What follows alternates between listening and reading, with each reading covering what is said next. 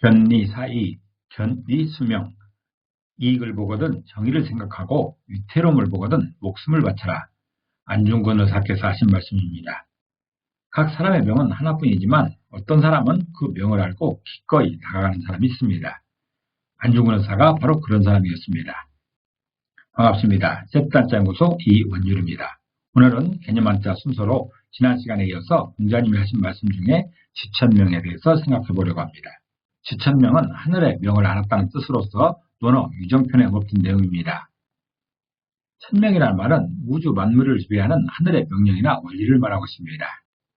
객관적이고 보편적인 가치를 가리키는 말로서 유교의 정치 사상이기도 합니다. 공자님이 활동하던 시기는 중국의 춘추 전국시대로서 황제가 다스리던 그런 시기였습니다. 다시 말해서 하늘의 아들이라는 천자인 황제가 우주 만물의 주인이던 그런 시대였습니다. 그래서 당연히 천명은 황제에게 있는 것이고 일반 백성들은 황제의 천명을 이해하는데 소모되는 도구에 불과했습니다. 그러나 지금은 민주시대로서 천명을 독점한 사람은 없습니다. 민심은 천심이다라는 말처럼 각 개인에게 천명이 있는 것이지요. 각 개인에게 천명이 있다는 전제하에 오늘의 강의를 이어가고자 합니다. 지천명입니다. 지천명은 알지자에 하늘천자에 명령할 명자로 구성되어 있습니다.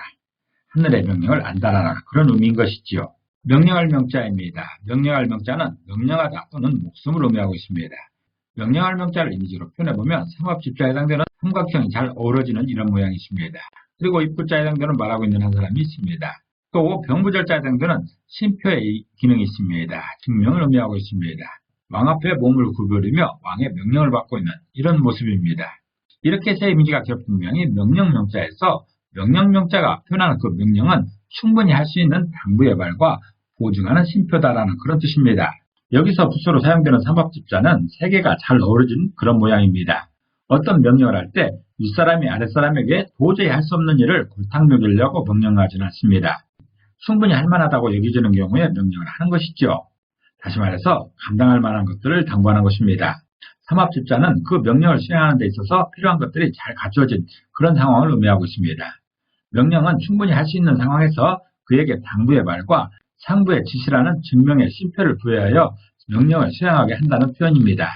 하늘천자입니다. 하늘천자는 하늘 또는 제왕을 의미하고 있습니다. 하늘천자를 이미지로 표현해보면 하늘자에 해당되는 하늘의 태양이 있습니다. 또 큰 대자에 해당되는 넓게 손을 펼치고 있는 이런 사람의 이미지가 있습니다. 이렇게 두 이미지가 같은 모양이 하늘천자여서 하늘천자가 표현하는 그 하늘은 사람의 머리에 있는 공간이다라는 그런 뜻입니다. 사람의 머리 위에 있는 그런 공간이 하늘인 것이지요. 하늘은 지평선 위에 무한대의 공간을 의미하기도 하지만 제왕을 의미하고 하늘의 신을 의미하기도 합니다. 그 하늘은 꿈이 큰 사람의 머리 위에 있는 것이지요. 꿈이 큰 사람에게 보여지는 하늘에서 준 명령을 천명이라고 합니다. 천명은 공자님이 살아계실 때처럼 왕조시대에는 황제에게만 천명이 주어진 것이죠. 그리고 모든 백성들은 황제가 천명을 받다는 데 필요한 각종 도구로 사용됐습니다. 당연히 개인의 인권은 없는 것입니다.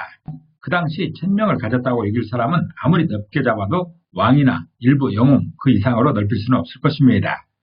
천명은 황제 또는 왕 아니면 영웅까지가 천명을 받는 최종 순위인 것이지요. 그러다가 현재처럼 민주시대가 되어서는 천명이 개인들에게 주어졌다고 하는 것입니다. 그런 관점에서 민심은 천심이라는 말이 있는 것입니다. 민주시대에는 일반 시민 모든 사람들에게 천명이 있다라고 여겨지는 것입니다. 알지자입니다. 알지자는 알다 또는 알리다 등의 의미가 있습니다.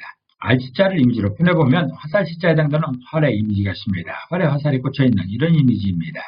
그리고 입구자에 해당되는 화살의 관역이 있습니다. 이렇게 두 이미지가 겹친 모양이 알지자여서 알지자가 표현하는 그 아는 것은 화살의 관역을 뜻하고 있습니다. 안다는 것에는 종류가 다양한데 알지자가 설명하는 아는 것은 화살의 관역을 아는 것처럼 목표를 아는 정도의 촉구 단계입니다. 왜 그런 일을 하고 있는지도 모른다면 아무것도 모른다라고 할 수밖에 없는 것이지요. 알지자는 촉구 단계, 겨우 목표를 아는 그 정도의 아는 것을 표현하고 있습니다.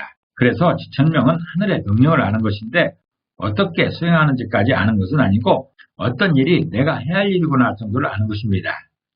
예를 들어 아브라함에게 하나님께서 살던 집을 떠나 내가 보여주는 곳으로 가라고 명령했습니다.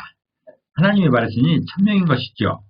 이때 아브라함이 알고 있는 천명은 집을 떠나야 하는 것과 보여주는 곳으로 가는 정도입니다. 그곳에 가서 무엇을 해야 하는지, 또 왜 가는지도 모르는 것이죠. 명령이라는 것이 그런 것입니다. 전후 사정을 다 알게 되는 것은 나중 일입니다. 공자님이 당시 말씀하신 지천명은 우주 만물을 지배하는 하늘의 명령이나 원리인 것입니다. 그러나 현대 우리들에게 주어지는 지천명은 각자에게 주어진 임무나 역할입니다. 그리고 아브라함처럼 누가 직접 알려주는 것도 아닙니다. 자신의 재능과 경험을 통해서 알아가야 하는 것이지요. 그래서 부록의 세월을 한동안 살아온 후에 겨우 알 수 있는 것이 지천명이라 어려운 작업이라고 할 수 있는 것이지요. 지천명이 됐다고 해서 인생이 마무리되는 것은 아닙니다. 이제 겨우 목표를 알았으니 목표를 달성하기 위해 열정을 다해야 되는 그런 시기인 것입니다. 부록이란 징검다리를 지나면 지천명을 만나게 되는데 그 단계가 지금 그때입니다. 그런 열정의 세월을 10년 정도 보내다 보면 이순의 경지를 만날 수 있습니다. 다음 시간에는 이순에 관해서 알아보도록 하겠습니다. 활용할 수 있는 단어를 보겠습니다. 활용할 수 있는 단어로는 수행하려는 과업을 숙명이라고 합니다. 또 그 과업으로 발생하는 일을 운명이라고 하지요. 그 과업을 수행하는 시간을 수명이라고 합니다. 그 과업을 수행하기 위해서 주어진 그 시간을 수명이라고 하는 것이지요. 오늘은 각자의 삶의 이유가 되는 지천명에 대해서 알아봤습니다. 오늘도 평안한 하루 보내시기 바랍니다. 감사합니다.